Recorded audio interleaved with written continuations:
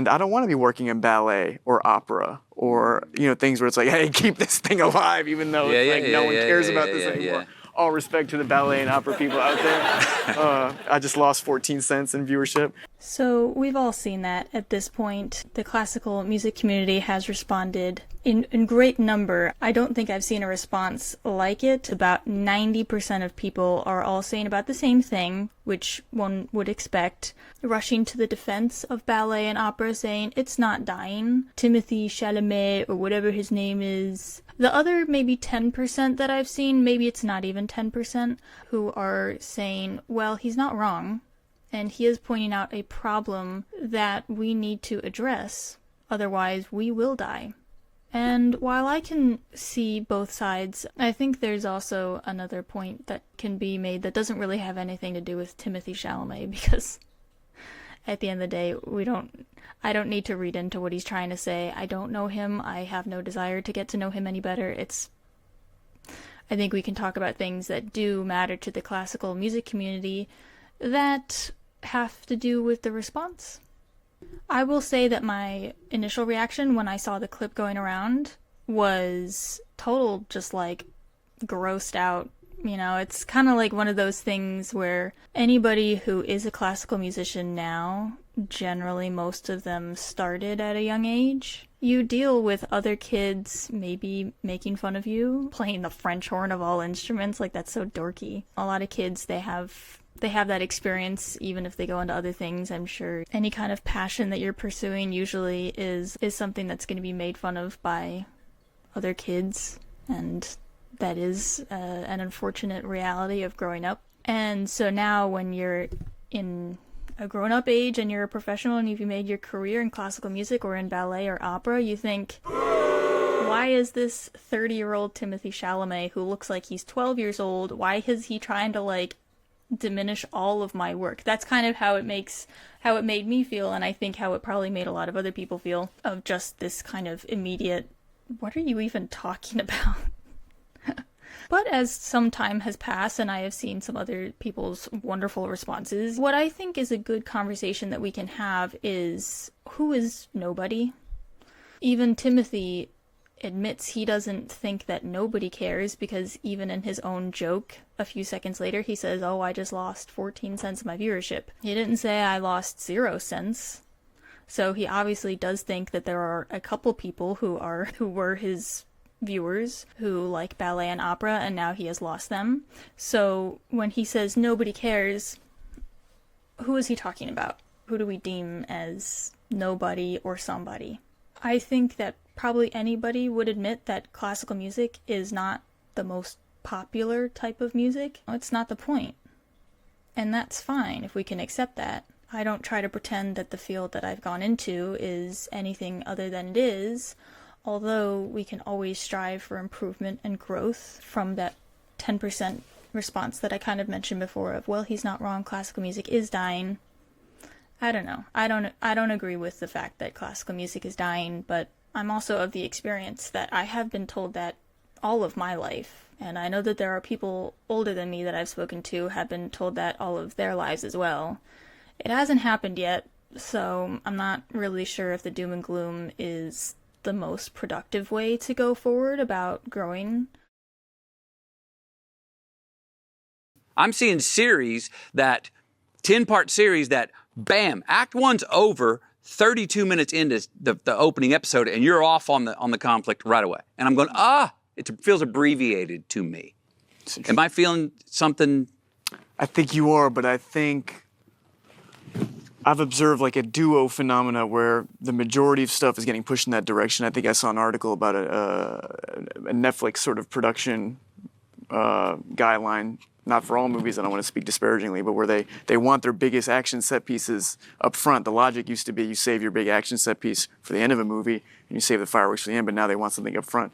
I also think there's sort of a reverse thing going on too now. I don't want to speak for people that are younger than me, where people are desiring things that are more patient and that pull you in. I just saw another article that says Gen Z is a bigger movie-going audience than the millennial audience, No, but point being, I think even like Frankenstein, which was like a hugely popular movie this year, I didn't think that pacing was extraordinarily fast or anything, but it pulled people in, you know. But it does take you having to wave a flag of, hey, this is a serious movie or something. And some people want to be entertained and quickly. I'm really right in the middle, Matthew, because I admire people, and I've done it myself, to go on a talk show and go, hey, we got to keep movie theaters alive. You know, we got to keep this genre alive. And another part of me feels like if people want to see it, like Barbie, like Oppenheimer, they're going to go see it and go out of their way to be loud and proud about it. And I don't want to be working in ballet or opera or, you know, things where it's like, hey, keep this thing alive, even though no one cares about this anymore. All respect to the ballet and opera people out there. I just lost 14 cents in viewership. So there's a few points in a very short amount of time there. Matthew McConaughey brings up a very interesting, I think, point about the landscape of movie design changing, and he was expressing his frustration with it because, as he's saying, I think I'm interpreting correctly, that movie studios are shortening the introduction to the plot or the conflict.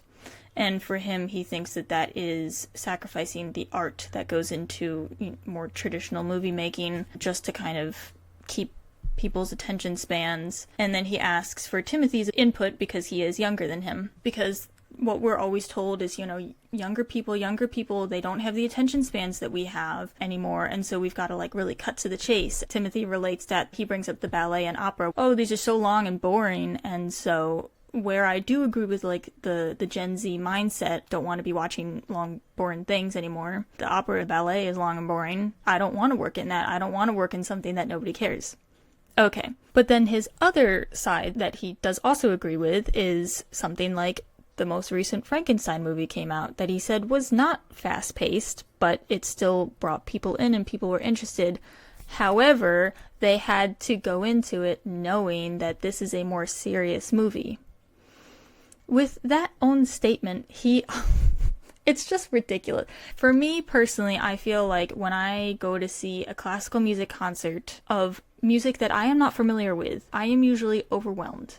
I still find things to enjoy about it, or to think about and keep my attention, because again, I am a professional musician, so I might be more tuned into like the musicians on stage rather than the music that they're playing, because I don't know what to expect in the next measure because I've never heard it before. But for me, I'm always more at ease at a concert if I know the piece. And I think that's kind of the same thing that he's saying about the Frankenstein. Like, people went into it knowing this is a more serious kind of movie, you kind of know what to expect, and also people basically know the plot line of Frankenstein. So already by referencing ballet and opera as something in that vein doesn't make any sense, because he already said with his two camps that he's in, one with the fast-paced short attention span, and two with the longer-paced, a whole experience of a 3-hour-long evening or something like that. It doesn't make any sense to throw ballet and opera under the bus. And I also will just throw it out there. I will just throw it out there. I know the world of Broadway and musicals very little. I went to a show, I didn't realize that it was going to be 3 hours long. I didn't even think about it. A lot of people go, and so I just kind of assumed it's probably going to be like an hour and a half. And then I got there and I was like, that is going to be 3 hours. And I was like, wow, like when I play operas, they're usually like 3 hours long. And people do use that as a point to like kind of diss on opera. Oh, well, they're just too long. Who would want to go to a 3 hour? And I'm like, people go to musicals all the time, so I don't think it's the length. Also, rock concerts, they're not short. They are not short. So I don't know where this comes from, because also orchestral concerts, sometimes they can be 2.5 hours, but usually they're 2 hours long. So it's not the literal time that I think is a hindrance for audience members, because we do see that people do go to other events that take longer than a typical orchestra concert. Another point that he makes in this segment that I do agree with is that he relates Barbie and Oppenheimer to the movie sells itself. Nobody needed to be begged to go to the movie theater, and if you go and you create stuff as good as Barbie and Oppenheimer, then you won't have that problem.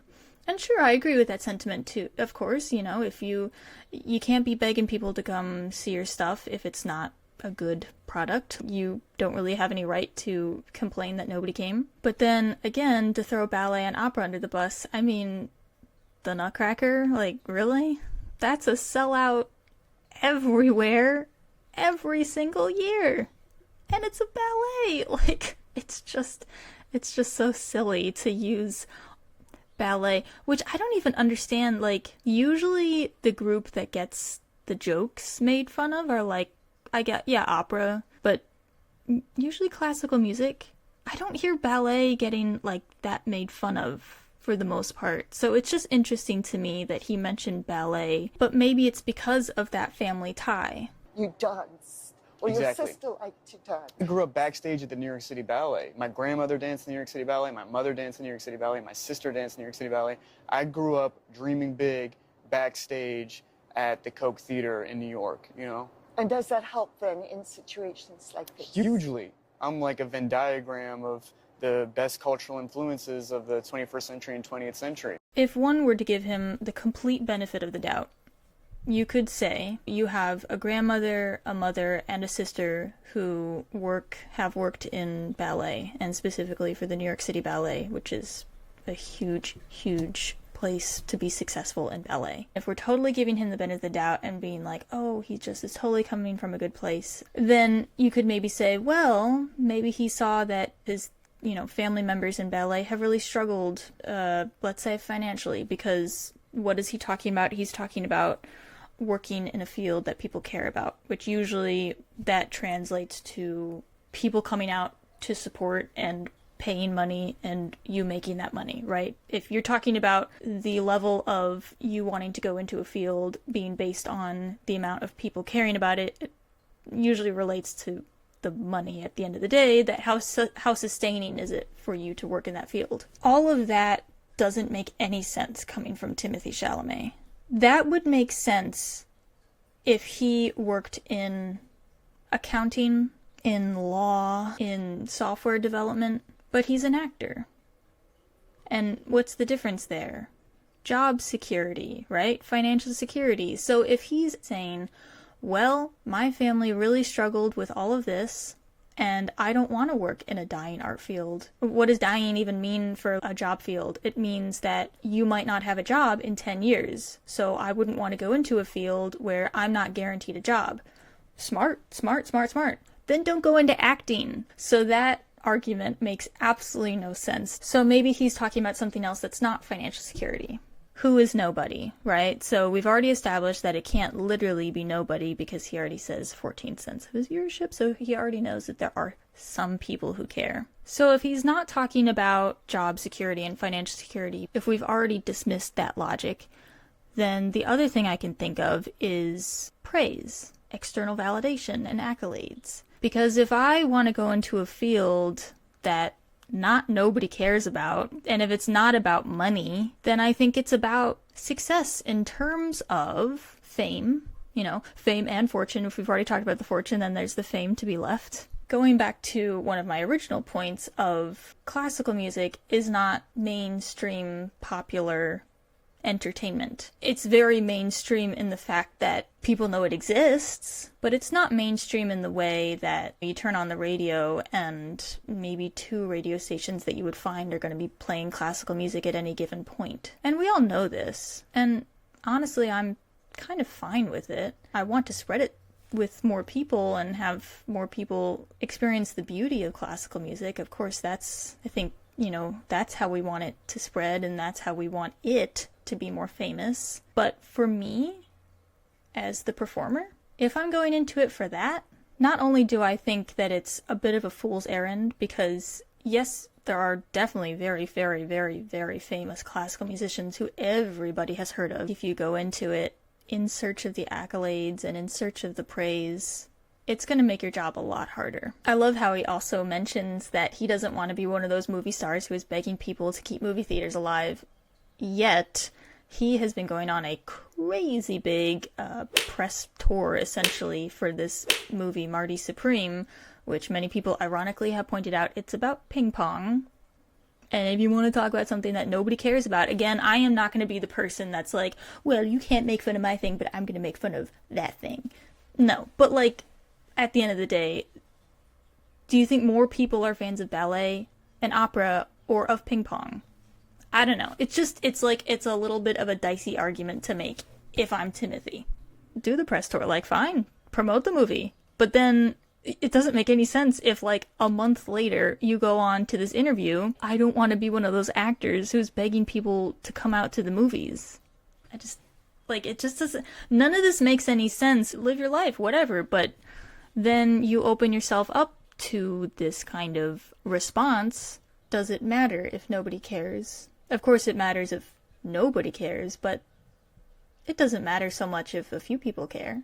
You know, I think that's kind of one of the reasons that makes this a little bit special. And that might sound a little silly and naive coming from a musician who depends on people coming to the concerts to have a job. But if our aim is purely to be successful in life by going into something that's proven to be a success, lots of times those things aren't even guaranteed success. The world is constantly changing. I think if you follow the passion that you have and have it on a firm work ethic base, you can have a lot more success in a field that nobody cares about. I think it's very beautiful to see the whole classical community come to a creative defense as they have. And in the end, I think it's important for people to know that if you care about something, if you care about it enough, and you lead with your best intentions and make good decisions and wise decisions along the way,